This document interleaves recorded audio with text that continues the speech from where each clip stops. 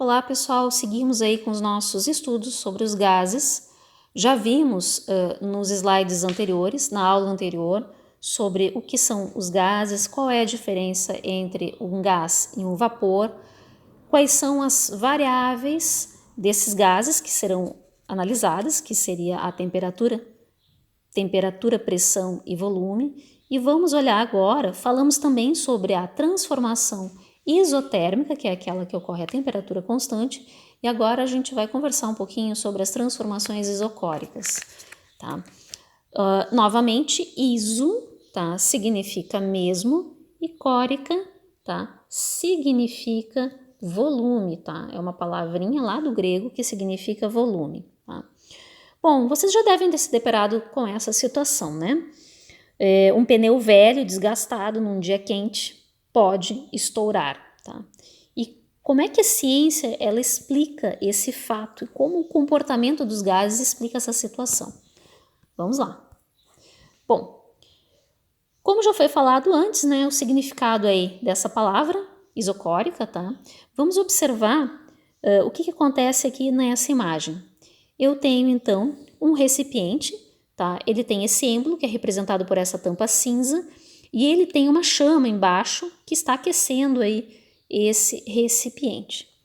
Bom, então aqui eu tenho uma mesma massa de gás, né? Ele é um volume, tá? O mesmo volume de gás. E com o aumento da temperatura, tá? O que se observa? Esse êmbolo ele é empurrado para cima, ele sobe. Então olha o que está mostrando aqui. O que está acontecendo aqui é exatamente o que está sendo ilustrado nesse gráfico do lado. Eu tenho a minha temperatura, tá? A minha temperatura inicial, tá?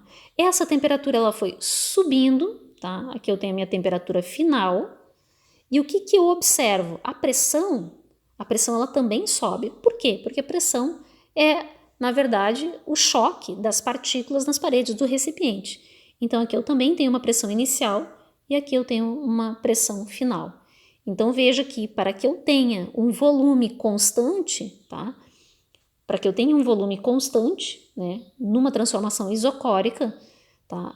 A temperatura ela vai subir de maneira proporcional com a pressão, tá? Mas isso só dá certo. Essa lei só dá certo. Essa lei que foi descoberta por esse cientista aqui chamado Charles, ela só dá certo se a temperatura for em graus Kelvin, tá? Em Kelvin. Não se fala graus Kelvin, se fala graus Celsius. Só se for em Kelvin. Aí sim, essa temperatura, ela dá certo, tá? Essa proporção, essa relação, ela tem significado. Então veja, quanto maior a temperatura, maior a agitação molecular e, consequentemente, maior a pressão exercida nas paredes do frasco. Bom, para falar sobre a transformação isobárica, tá? E como a gente gosta, né, de falar a respeito aqui do significado das palavras iso, mesmo, e bárico, né, vem de baros, vem pressão. Por isso que tem o barômetro, né, que são aqueles aparelhos que medem a pressão. Antes de discutir isso, vamos olhar um experimento que foi divulgado lá no Ponto Ciência, bem bacana e que tem relação com isso. Vamos olhar.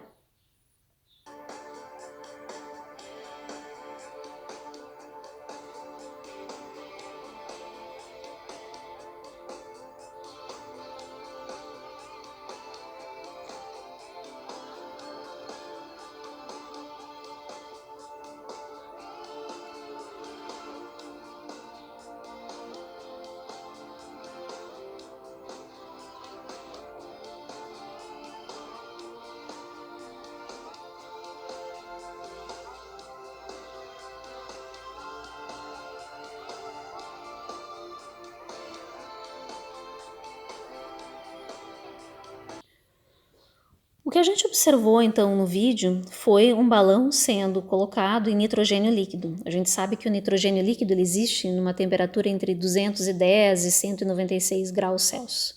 Menos 210 e menos 196 graus Celsius. Então é gelado, muito gelado. E o que a gente observou? A gente percebeu a redução visível do volume desse balão quando ele estava sendo imerso na solução do nitrogênio, a partir do momento em que esse balão ele era retirado dessa caixa que continha esse nitrogênio líquido, ele voltava ao seu estado normal. Nós vimos até aqui o que acontece com os gases quando possuem volume fixo e têm sua temperatura e pressão alteradas, o que é chamado de transformação isocórica. Já vimos o que acontece com os gases quando possuem temperatura fixa, mas seus volumes e pressão são alteradas. Agora a gente percebe o que acontece quando eu tenho a pressão constante, tá, alterando e altera as outras variáveis de estado, o volume e a temperatura. Então, olhando a imagem, tá, o que a gente observa aqui? Que ao reduzir a temperatura, diminui o choque entre as moléculas, tá? Então, por exemplo, ali no vídeo, a gente conseguiu observar que quando foi adicionado o nitrogênio líquido, houve então a redução do choque entre as moléculas, o que reduziu o volume e compensou a temperatura constante. Se a gente observar aqui a imagem, é uma situação contrária. Eu tenho aqui o meu termômetro está marcando aqui uma temperatura X, tá? E aqui no estado final, no estado 2, aqui uma temperatura, sei lá, 2x, uma temperatura maior. Então, o que eu observo, tá?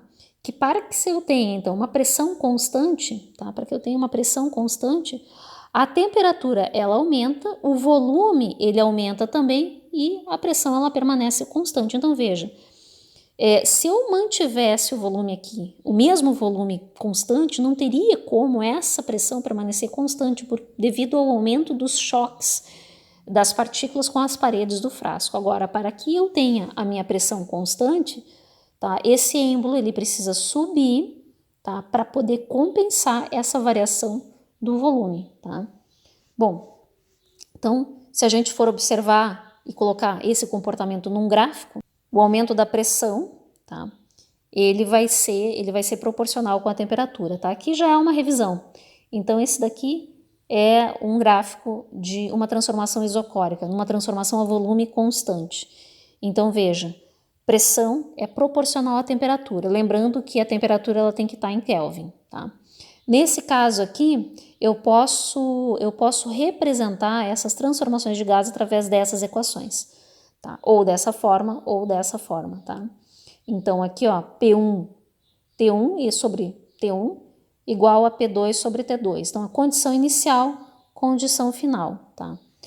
Ó, aqui eu tenho, então, a lei do Charles do Gay-Lussac, que, na verdade, fala sobre as transformações isobáricas, bárico de pressão, então a mesma pressão.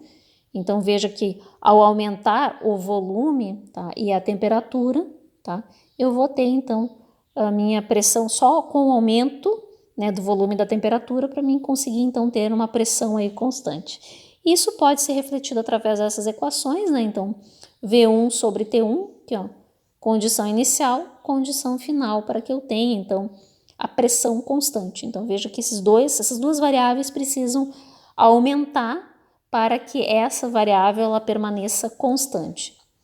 Bom, isso tudo pode ser resumido nesses termos.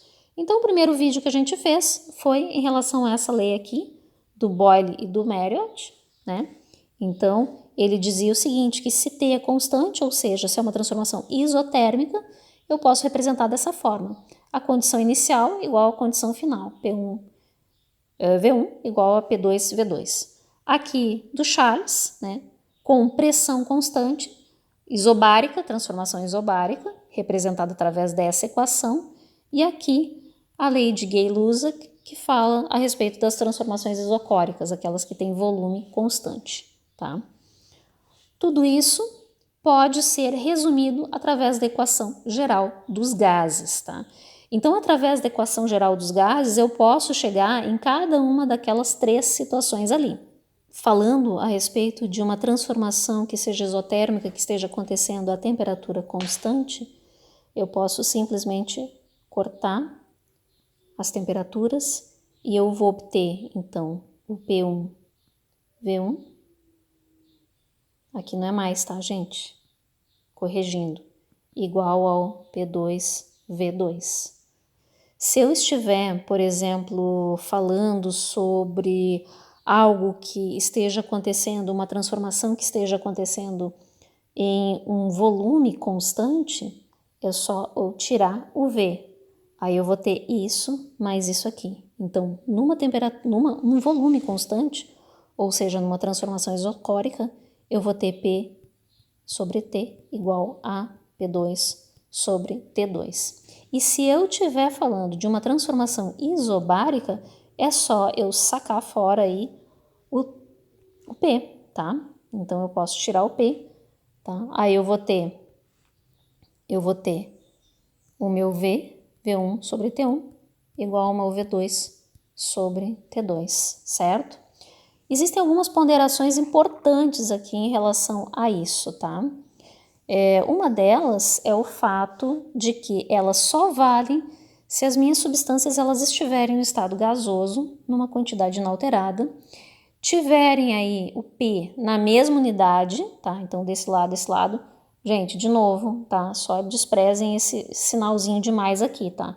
Aqui, ó, é P1, V1 sobre T1 igual a P2, assim, V2, tá? Depois eu vou arrumar isso aqui nos slides, que eu vou distribuir. Bom, então o P ele tem que ter a mesma unidade, temperatura tem que ser, lógico, na mesma unidade dos dois lados, e essa temperatura ela tem que ser em kelvins obrigatoriamente, tá? Ok.